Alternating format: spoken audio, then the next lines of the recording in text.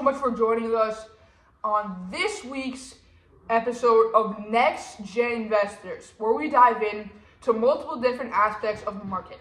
So last week we had two different stock picks.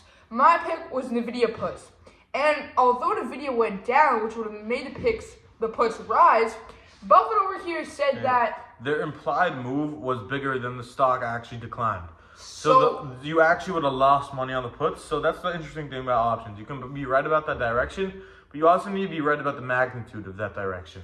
And that's something that does come with risk in options.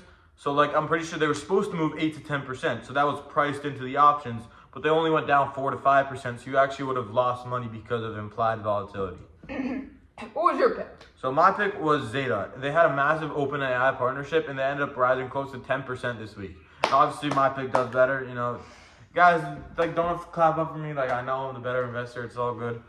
But yeah, the crazy OpenAI partnership. And you expected that, right? That's why you picked it. You expected the OpenAI I picked them long term. Still, I think they're a great long term company. And now, what happened last week in the stock market? Most importantly, on Wednesday, at 4:20 p.m., the biggest company in the entire world, NVIDIA, however you pronounce it, announced earnings. They beat on earnings per share, revenue. They had great guidance. And the outlook for AI is still going to be on the rise. And I think that's the most important thing looking forward. Yeah, they also announced their $80 billion dividend, or their $80 billion buyback program.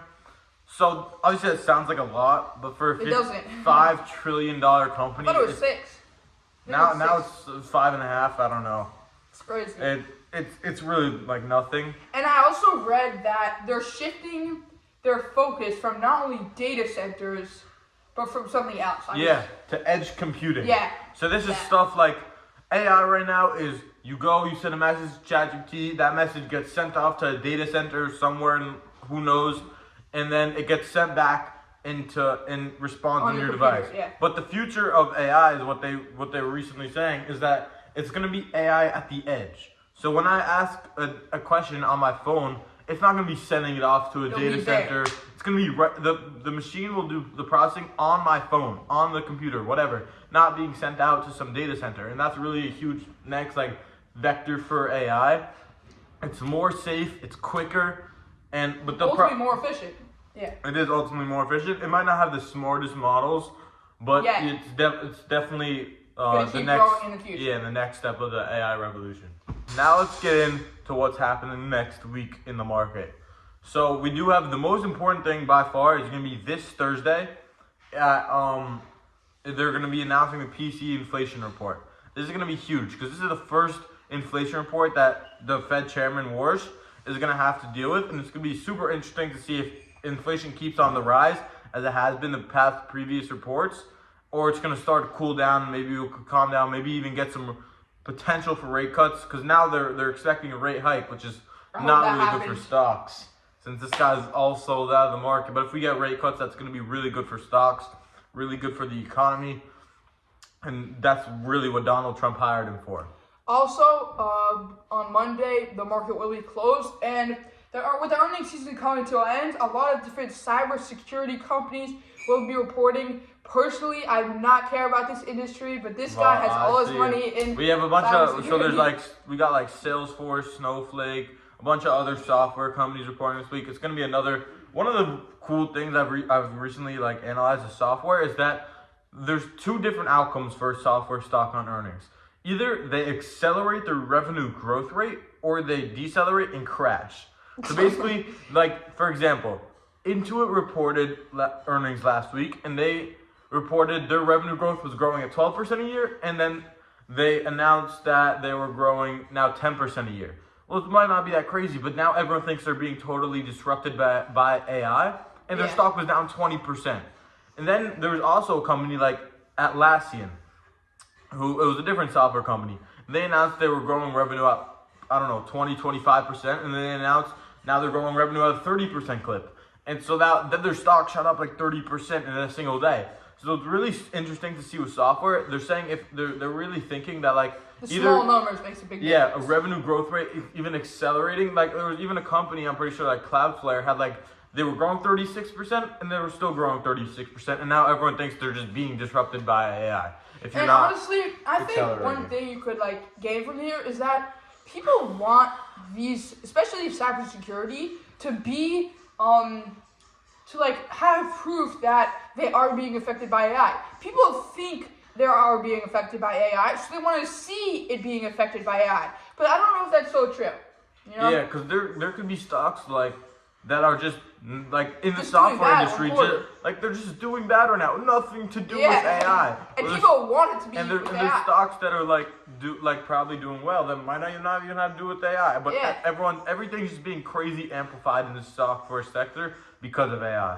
So now let's get into the best segment of the week. So now we got the stock picks. My stock pick this week is going to be UiPath. This is a software company. They're reporting earnings this week, so it's going to be volatile. There's probably going to be a huge move. But basically what they do is they automate repetitive tasks.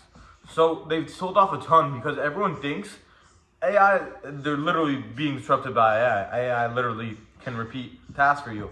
But UiPath is really the framework for this. So if you have the framework and you plug it into your business, it just gives the AI way more power because it has the framework, but now AI just exponentially multiplies the power of what the automations can actually do. Okay, so I don't know about the stock itself, but that company seems horrible. It literally seems like AI is going to take it over. So I would not recommend investing in that Let's company. Maybe invest in its stock. I don't know. My pick is currently a private company, but will be public around June 12th. Does this sound like SpaceX? SpaceX. And my thing is this. As its IPO nears, usually it's expected to be the highest IPO ever, between 40 and 80 billion dollars. And They're supposed to raise 40 billion, but they're at a valuation of around $1.5 to $2 trillion. Wow.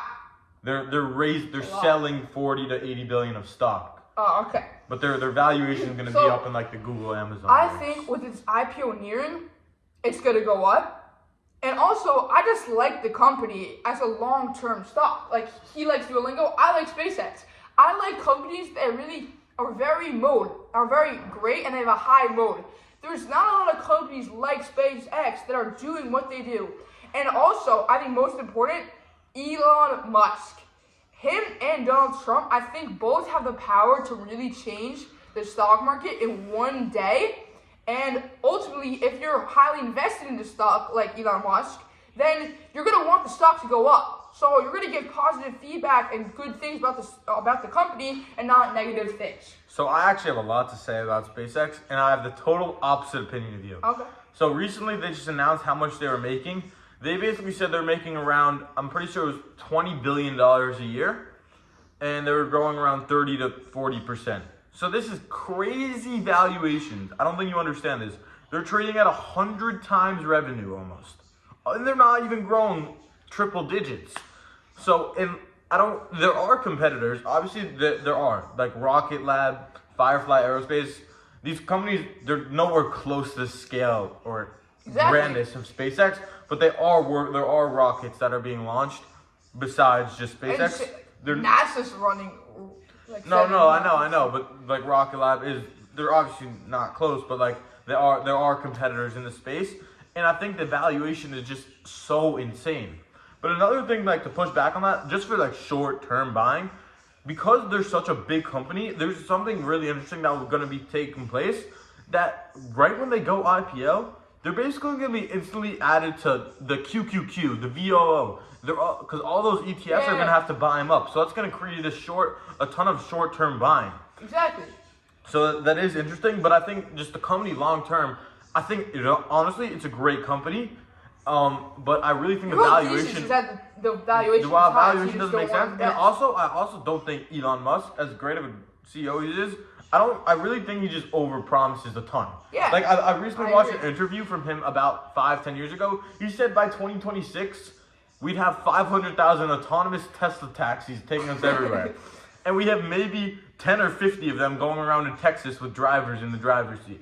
So I really think he does really like to hype up his companies a lot. Yeah, for short term, that's a great Yeah, thing. and it might be interesting short term, but That's the why it's a stock valuation pick of the just week. doesn't make sense at all.